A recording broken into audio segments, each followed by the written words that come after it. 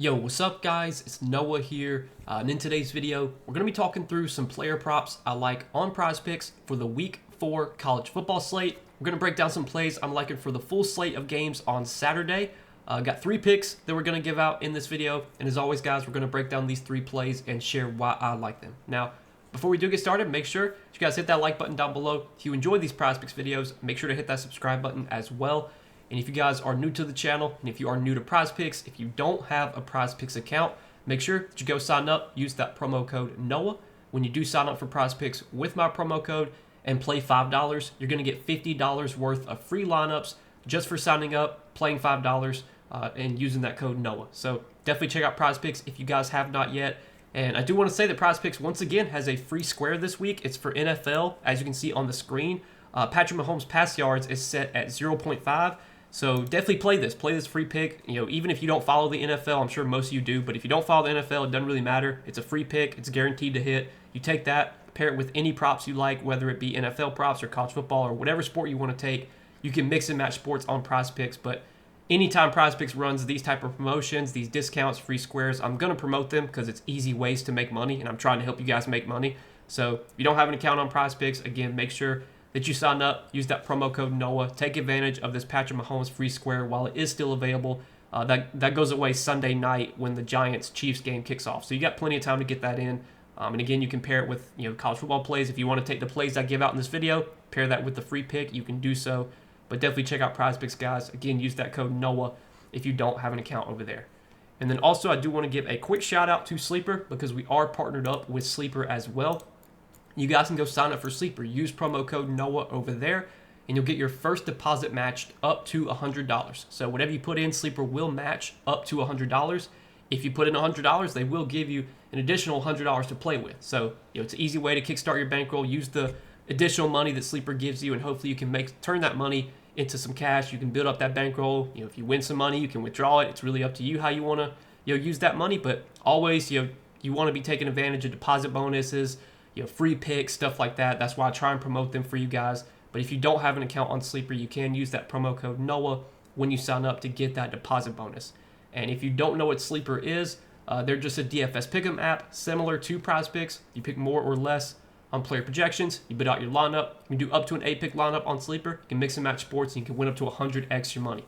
And Sleeper does offer college football props. So if you're able to do college football, you can do that on Sleeper as well because they do offer college football. So check them out, guys. Again, use that code NOAH if you don't have an account on Sleeper. But yeah, before we talk through our props here for this Saturday slate, guys, I do want to recap our plays from our last video, last Saturday for Week 3. So we gave out 3 picks on Saturday of last week.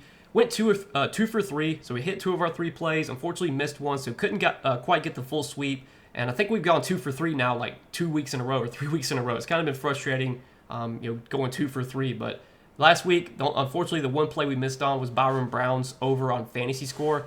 Brown just didn't really play that great of a game. South Florida didn't show up really at all against Miami. They got their doors blown off.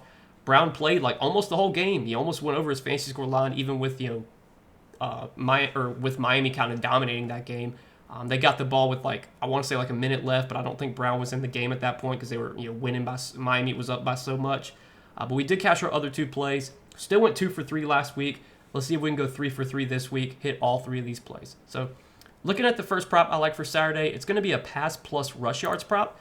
And I'm liking Devin Dampier for more than 284.5 pass plus rush yards. So right now, if you look on FanDuel Sportsbook, they have Dampier's pass plus rush yards line set at 294.5. So Prizepicks is 10 yards lower than where FanDuel has their line at on Dampier. Obviously, FanDuel is one of the most popular sports books. They're one of the sharpest sports books. So, anytime FanDuel puts lines out there, they're usually going to be fairly sharp, especially at this point, in the week, later on in the week, as more people are betting the lines are only going to get sharper. So I feel pretty good about Dampier's line on FanDuel being at 294.5, that being the correct line. Well, on Prizepicks, we can get his line at 284.5. So we're getting a little bit of a discount here. I like the matchup here for Dampier against Texas Tech. Now, Texas Tech has been really good so far this season, but Texas Tech also really hasn't played anybody. If you look at Texas Tech's schedule so far this year, I mean, they've had a pretty soft schedule. They've beaten the crap out of the teams that they've played. so far this season, but the teams that they played, again, have not been very good. So I'm going to pull up their schedule real quick just to look at it. But so far this year, Texas Tech has played Arkansas Pine Bluff. They won 67-7. They've played Kent State. They won 62-14. And then last week they played Oregon State. They won 45-14. So sure, Texas Tech has beaten the crap out of the teams they've played this year, but Texas Tech also hasn't played anybody. So this is definitely their biggest test by far. And, Texas Tech historically has never been like a great defense. The offense has been what's been their strength. They were a team that put up a lot of points last season. This Texas Tech offense has looked really good so far this year. This game does have a really high total, so it looks like the sportsbooks are expecting this to be more of an offensive game, more of a higher scoring game. The total in this game right now is set at 57.5. So we're expected to see kind of some back and forth shootout type potential in this game. And Devin Dampier, he is a very, not only is he's a good quarterback, he's a good passer, but he's also a very good runner. And last year with New Mexico, he posted really good numbers. Now this year, obviously he transferred to Utah, so he's only played 3 games with Utah this year. But last year with New Mexico, obviously the strength of schedule playing for New Mexico versus playing for Utah is a bit different. But with New Mexico last year, Dampier did throw for over 2,700 yards. He also ran for over 1,100 yards. So he had, offers that mobility. We've seen that mobility so far this season. He's already run for 198 yards in 3 games. He's thrown for 628 yards in 3 games. He's gone over this line in 2 out of his 3 games this season. The one game where he went under was against Cal Pony, week 2. They beat the crap out of Cal Pony. They won 63-9. I don't think Dampier in that game, he only played like half of the third quarter. Didn't play at all in the fourth quarter, so he didn't really play the whole. He didn't play the full game. Got pulled early because it was such a blowout. But in the 2 games he's played, pretty much full snaps. He's gone over this line in both of those games. Again, I think we're going to see a back and forth shootout type potential game here. And this line on Dampier just feels a little bit low, given he's a solid passer and he's a really good runner. That's why I like his pass plus rush yards here. And like we said, on FanDuel Sportsbook right now, Dampier's pass plus rush yards is set at 294.5. We're getting his line at 284.5 on Prizepicks, 10 yards lower than what FanDuel has. So I do like that as our first prop for Saturday. Our next prop is going to be a fantasy score prop. Now, fantasy scores for college football have some of the biggest edges. I've said this so many times. I'll say it probably every week. I give out a lot of these props on my Patreon. We already posted 6 Prizepicks plays for Patreon for college football Saturday, and like almost all the lines got bumped like instantly because there's a huge edge. And there's a couple plays I still like that we're going to give out in this video. One of the ones that I do still like, now it did get bumped. We took this line at 23.5. It's up to 24.5 now. I still do like it though at 24.5. And that's going to be K Klubnik taking his over on fantasy score, 24.5. Now, K Klubnik and Clemson in general, they have not looked great so far this season. Klubnik really struggled week 1, in that big game against LSU. Did not play that well, only had 8.3 fantasy points. And then in what should have been a kind of a bounce back spot for him against Troy, he still played really bad against Troy, 14.44 fantasy points. And then last week in their upset loss against Georgia Tech, Klubnik was better from a fantasy perspective, had 22.48 fantasy points. Did show some more mobility in that game, ran for 62 yards and had a rushing touchdown. Also threw for 207 yards and had a passing touchdown last week. But Klubnik, he has historically been a pretty good fantasy quarterback just because he is a guy that can run. He's got mobility. He's also a pretty good passer as well. And you can look at his prop lines this week. His lines are set very high. So clearly the sports books are expecting Klubnik to have success in this matchup against Syracuse. This should be a really good spot. Syracuse defensively, they've never been a good defense. The strength of their team is usually their pass offense. Like last year, Syracuse had one of the better pass offenses. They threw the ball a ton, but their defense was really bad. It's kind of the same this year. That they're a team that likes to throw the ball a lot, but they don't really play good defense. So a lot of times they're playing from behind. This could be another one of those spots where Clemson gets out to a big lead. At home, they're big favorites in this game. They've got a 35 team total. So Clemson, is expected to put up a lot of points this week. And just look at where Klubnik's lines are set at. His pass yards prop is set at 264.5. Even though he's gone under that line in 4 of his last 5 games. Obviously, some of these games were last season, but he's gone under this pass yards line all 3 of his games this year. Yet the sports books are setting his line up at 264.5. So the sports books know this is a spot where Klubnik should have success. His rush yards line is set at 26.5. Obviously, didn't really run much the first 2 weeks of the season, but last week we saw that mobility come back. Cade is a pretty good runner. He can scramble. He can give you rushing upside. I think 26.5 rush yards. I kind of like the over on that play as well. But then in terms of his touchdown odds, he's heavily favored to throw 2 touchdowns, despite only doing that once this season. This is a spot where he definitely has good opportunity to throw 2 touchdowns, maybe more than that. And there's a potential he could get you a rushing touchdown. Now, his odds to score a rushing touchdown are not as likely, but he did have a rushing touchdown last week. I want to say last year he had a decent amount of rushing touchdowns. Last season he had 7 rushing touchdowns, so he does give you that rushing upside, that rushing potential, to score around, especially like in the red zone near the goal line. He can get you those rushing touchdowns. But there's just a lot of ways where K. Klubnik can get over this fantasy score line. He can do it as a passer. He can do it as a runner. It's a great matchup against a bad defense. It's a spot where Clemson's expected to put up a lot of points at home.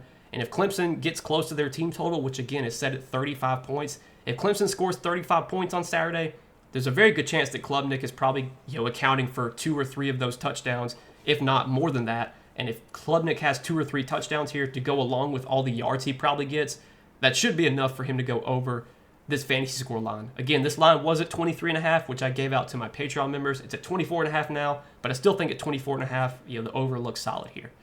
So I like that as our second prop for Saturday, and then our third and final prop that we're going to take is going to be on Anthony Hankerson. And we're going to take Anthony Hankerson for more than 64.5 rush plus receiving yards. Now, last season, Anthony Hankerson was one of the better running backs in the country last year. He was really efficient, averaged like 5 yards per carry, ran for over 1,000 yards last year. Ran for 1,082 yards, averaged 4.7 yards per carry. Also added on 27 catches for 151 yards. He was a running back that got just a lot of volume. Like, you look at his games last year, he was consistently getting 15 to 20 touches pretty much every single game. So far this season, he's still had pretty good volume. In their week 1 game against Cal, he had 15 carries and 4 catches, so he had 19 touches. The game against Fresno State, he really played well in that game, had 25 carries for 136 yards. And then last week against Texas Tech, like we said earlier, Texas Tech's been playing so well this year. They beat the crap out of Oregon State last week. In that game, Oregon State lost by 31 points, and Hankerson only had 11 carries for 12 yards. Just incredibly bad efficiency, average 1.1 yards per carry. Now, sure, this is not the most ideal spot for Oregon State going on the road to face Oregon. Obviously, Oregon's one of the top teams in the country, but Hankerson is a workhorse running back. Like, this Oregon State team, they don't really use many other running backs besides Hankerson. In their game last week against Texas Tech, they only gave another running back 2 touches. They gave, let's see, I had the box score pulled up. Yeah, Cordy Glass got 1 carry for 7 yards, and Saladian Allah only got 2 carries for 6 yards, and then Malik Murphy had 6 carries, the quarterback, and then the backup quarterback, Gabari Johnson, had 2 carries. But yeah, the running backs, the only other running backs that got any carries, they got 2 carries and 1 carry. So this is an Oregon State team that is very confident in what they have from Anthony Hankerson. It's just that so far this year his efficiency has been a little bit bad, but the volume's been great. Now, in the spot on the road against Oregon, there's definitely a chance that this game script sets up as a spot where maybe that Oregon State's playing from behind and they're going to be forced to throw. But Hankerson has shown an ability as a pass catcher. Last year, like I said, he did have 27 catches for 51 yards last season. So far this season, they haven't really been using him a lot in the passing game, but I think that could definitely change. It depends on the quarterback. Like, maybe Malik Murphy's just not as likely to check down, and that's a possibility. But like last year against Oregon, even in a spot where Oregon State went out there and got their doors blown off, they lost. Oregon State lost to Oregon 49-14 last year. And Anthony Hankerson in that game still had 15 carries for 57 yards, also had 6 catches for 36 yards. So like, he was still heavily involved in the game last year against Oregon, even in a blowout loss. He's the running back that they want to give all the touches to. Obviously, there's a chance the game script goes south and it gets into a blowout and maybe Hankerson doesn't play the whole game. But while he's in there, he's going to be getting touches. He's going to be getting carries. If he gets like 15 carries, I think he can be efficient enough to get 65 yards, not to add on with potentially whatever he gets in the passing game. In their week 1 game against Cal, again, he did have 4 catches in that game, so he will get some opportunity in the passing game. The last 2 weeks, he hasn't had any catches, but in those 2 games, he's still gotten some targets. He had 3 targets against Fresno State. He had 2 targets against Texas Tech. So he's still been getting some targets, even though he hasn't gotten the yards in the passing game. The targets have still been there. But in this spot, just betting on the volume here for Hankerson. Again, I think he's still one of the more talented running backs in the country. His workload is super secure. Like, Oregon State's not going to really involve a bunch of other running backs. They're going to give all the work to Hankerson. He just has to be more efficient than he was last week. I mean, 1.1 yards per carry. Like, that's literally as bad as you can possibly be. And I don't think Hankerson's going to be that bad again this week. I don't think he's going to be great against Oregon, but I think he'll be good enough to get a 65 rush plus receiving yards. Just betting on the low line here, given the matchup. In any other matchup, his line would be super high, but because they're facing Oregon, we're getting a super low line on Hankerson.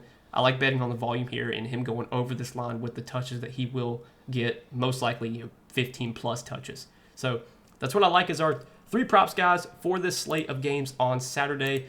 Hopefully we can go 3-0 this week. Again, we've had a lot of weeks lately where we've gone 2 for 3. It's kind of been frustrating, losing a pick every week, it feels like. But maybe this is the week we can finally go 3 for 3, hit all 3 of these plays. As always, guys, appreciate you watching these Prizepicks videos. Appreciate your support on this YouTube channel. If you guys enjoy these videos, just hit that like button down below for me. Hit that subscribe button as well. And make sure that you go sign up for Prizepicks. Use that promo code NOAH when you do. Get those $50 in free lineups once you play your first $5 lineup. But as always, guys, good luck, and I'll see you guys in the next video.